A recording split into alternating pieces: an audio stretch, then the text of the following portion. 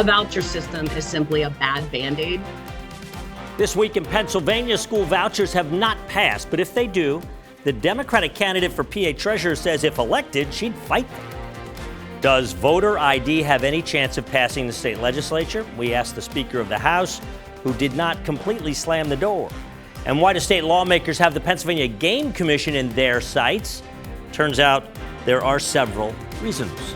Hello and welcome to this Memorial Day edition of This Week in Pennsylvania. I'm Dennis Owens. It is said of our military that all gave some, but some gave all. This weekend, take a moment to remember the some who gave all and gave, as Abraham Lincoln said in Gettysburg, that last full measure of devotion. Well, the fight over school vouchers has morphed to the state treasurer's race. The vouchers, remember, would give tax dollars to let poor kids in poor-performing schools go to the private school of their choice. Vouchers are being discussed in the budget, but Democrat treasurer candidate Erin McClellan said if elected, she'd do everything in her power to block them and would not sign off on them unless ordered to by the Supreme Court. I reminded her that Democratic Governor Josh Shapiro supports vouchers. I understand that he does, and this is an area where I, as well as the Democrats in the State House and the governor, disagree. My obligation is not to any one party or to any legislation or legislative body. It is ultimately to the taxpayers, and I think their interest has been lost in all of this.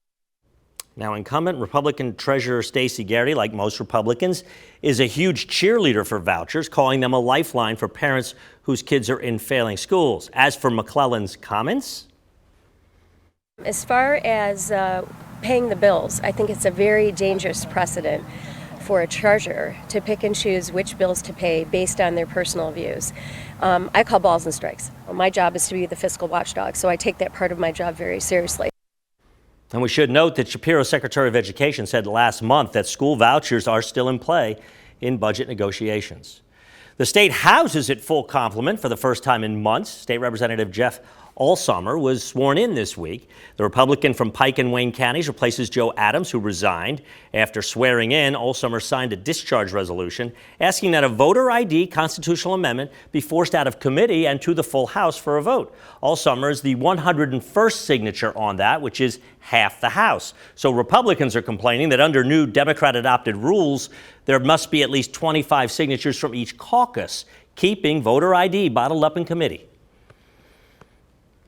Republicans also argue nearly 80% of Pennsylvanians support the idea of voter identification at the polls. So we caught up with Democratic Speaker of the House Joanna McClinton and asked her about the GOP criticism and if voter ID has a shot in her caucus. So it's still early for negotiations. We have plenty of time before the budget deadline so that we can not only trade budget ideas, but really legislative priorities that meet all of our goals. We want to make it easy as possible for more people to participate in every election. I think that's one of the biggest impediments to voter turnout as well. When people feel their votes don't count, why bother? Now, the House voter ID language mirrors that in a Senate constitutional amendment bill that has already passed. Expanded Sunday hunting, one of a few hunting-related bills sent to the full House this week. But lawmakers also sent a message to the Pennsylvania Game Commission. We're watching you, and we're not happy with recent developments. The legislature does not like that Stephen Smith was hastily appointed as the new executive director when the previous guy left abruptly. And they have lingering questions about money.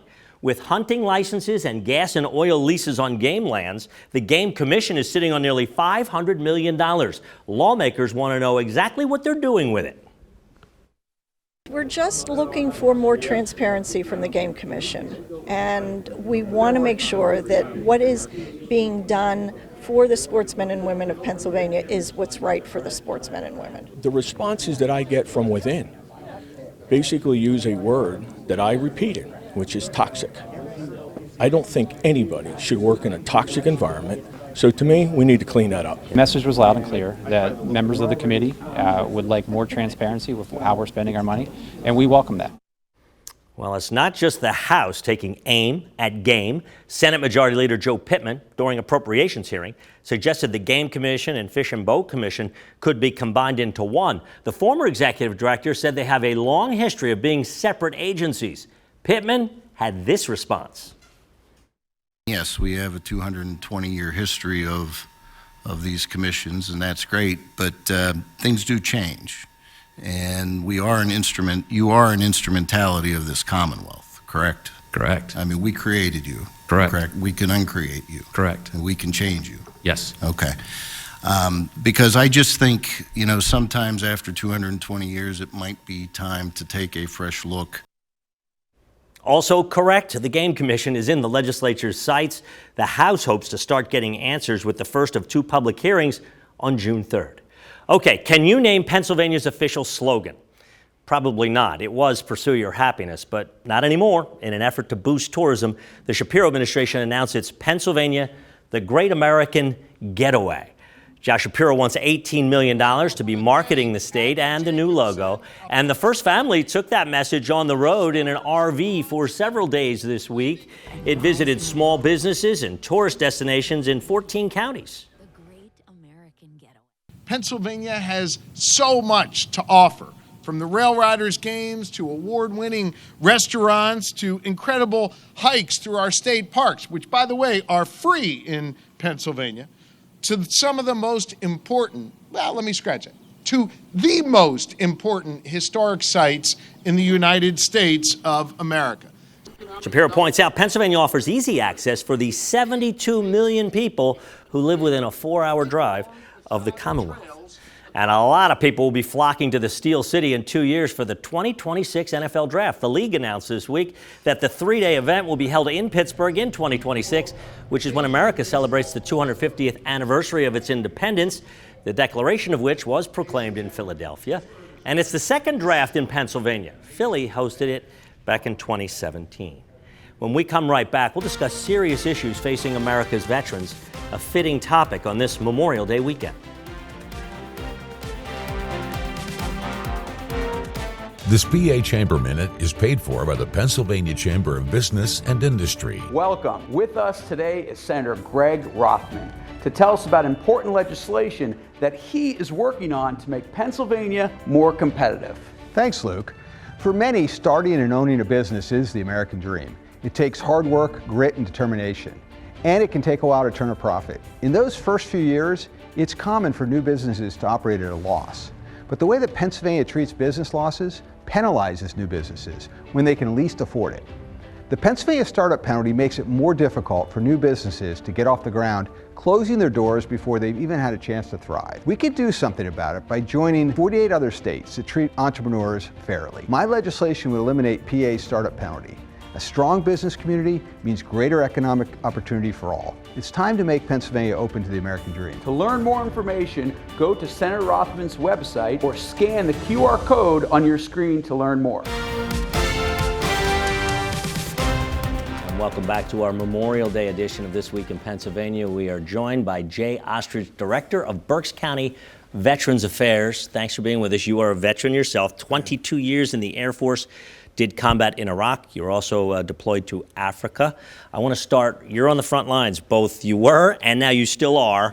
A sobering statistic, more than 20 veteran suicides a day. So servicemen and women surviving the battlefront, war front, not surviving the home front. What's going on?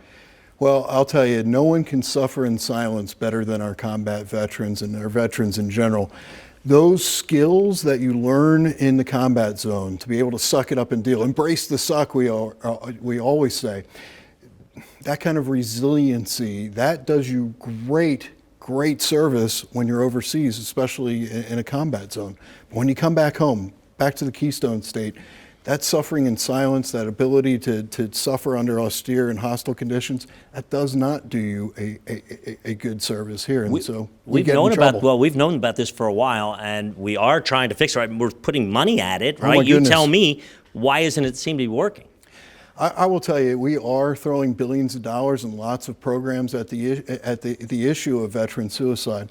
But when it comes to our veterans here, there are 7, you've heard 7 deadly sins. Yep. You know, there are really 7 big barriers to a veteran's optimal well-being.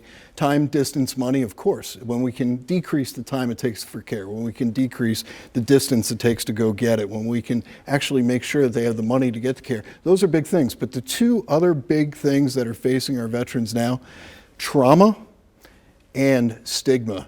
So add to that a need to be understood and respected, and then bridging that knowledge gap. Those are your 7 big barriers, but that trauma and stigma, that's what I believe is really killing a lot of our folks. And so I think it's really crucial for veterans who have suffered through PTSD and who have not only survived, but learned to thrive, that we talk about it. Well, let's talk about it. You speak with great passion. You're one of the people you're talking about. You have PTSD. Yes, and you had some issues. You almost took your life. Absolutely, and it almost took my life both medically and just mentally. And so I was suffering from what we call night terrors. So kind of panic attacks wake you up in the middle of the night and you're screaming out loud in your family home around your children and your wife, and that's really tough. I was having 4 or 5 of those per week for years, and I did all the things they asked me to do. Go see the physician, go see a psychiatrist. I did all of that. And the psychiatrist put me on benzodiazepines, as millions of us have been. The problem with that, it works. It turns off your anxiety for a little bit, but you need more and more of it to be able to get it. It's very addictive, and it can really cause it can cause you a lot of pain. And coming off of it to get back on duty, it's so what was the answer for you? I found a treatment that was kind of an alternative treatment, if you will. It's called stellate ganglion block, or SGB.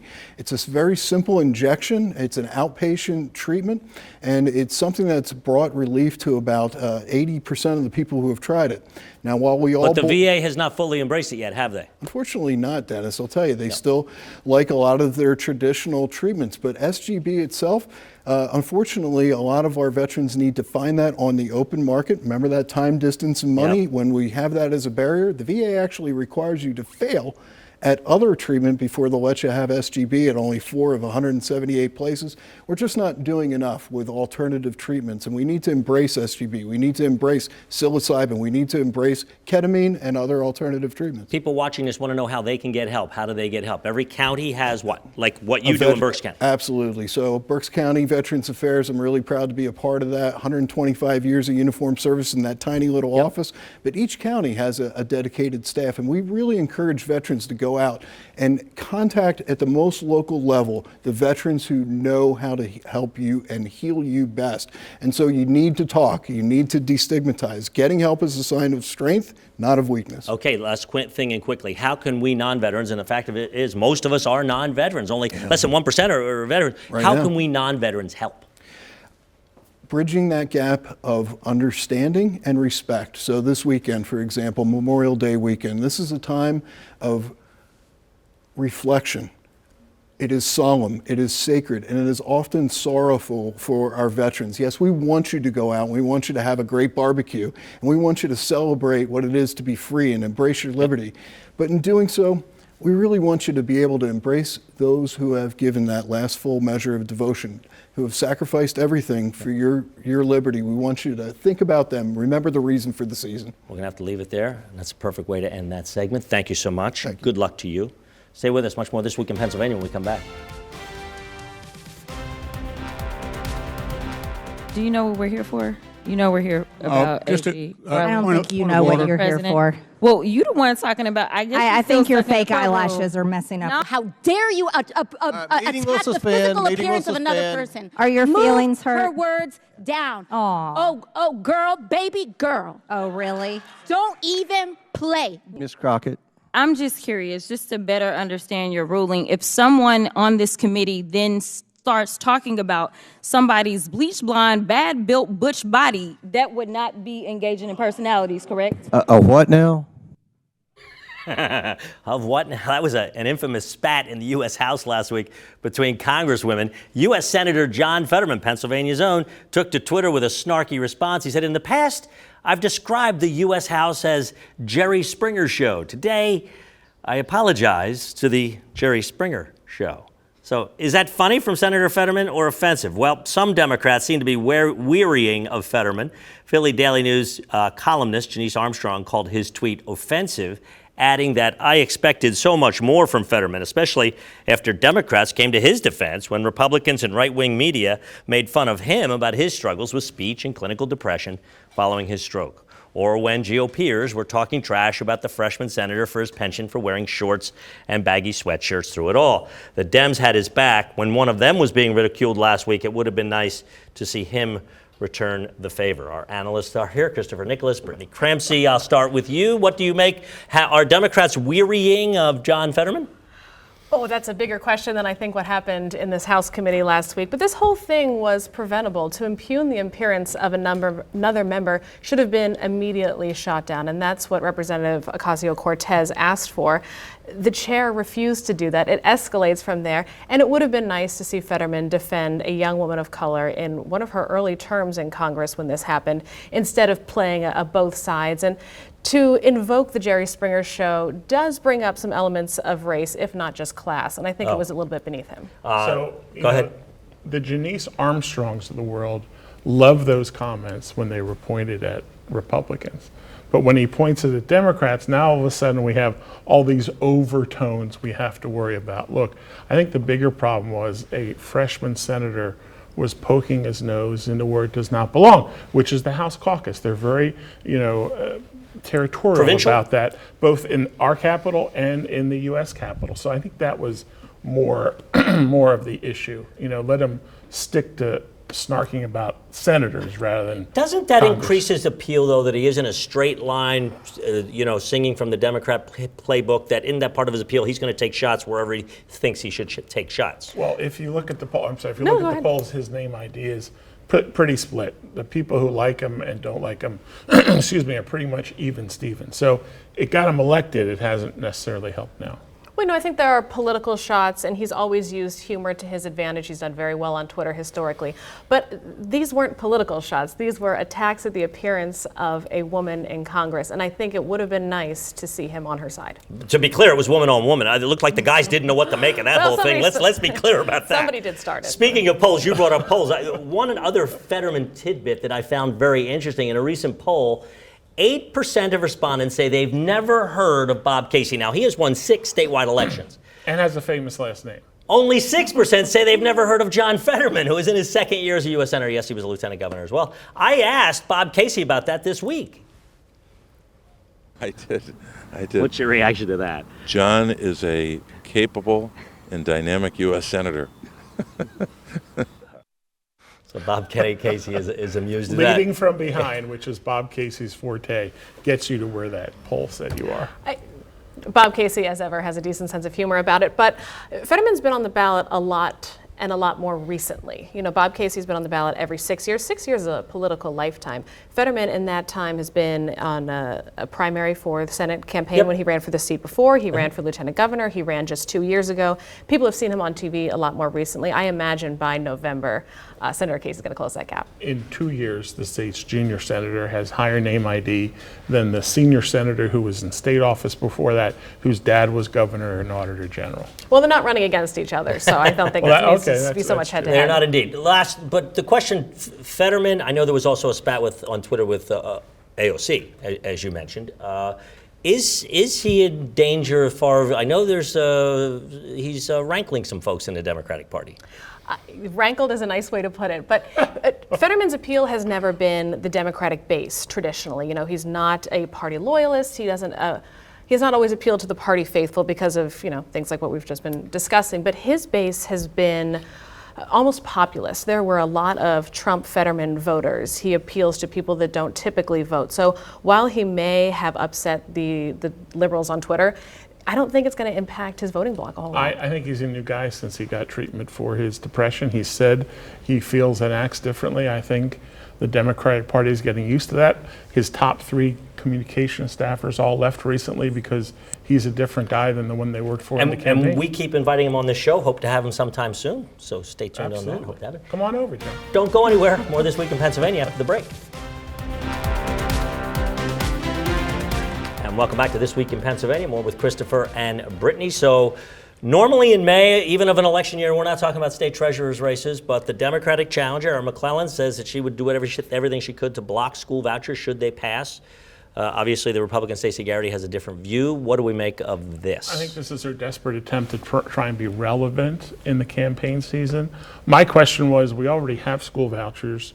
We've had them since the mid-'90s. Is she going to all of a sudden imbue in herself executive and legislative powers to undo that. I mean, she's the treasurer signs checks, the governor and the legislature dispense money. She's just there to, any treasurer is there to just move the paper and move the money around.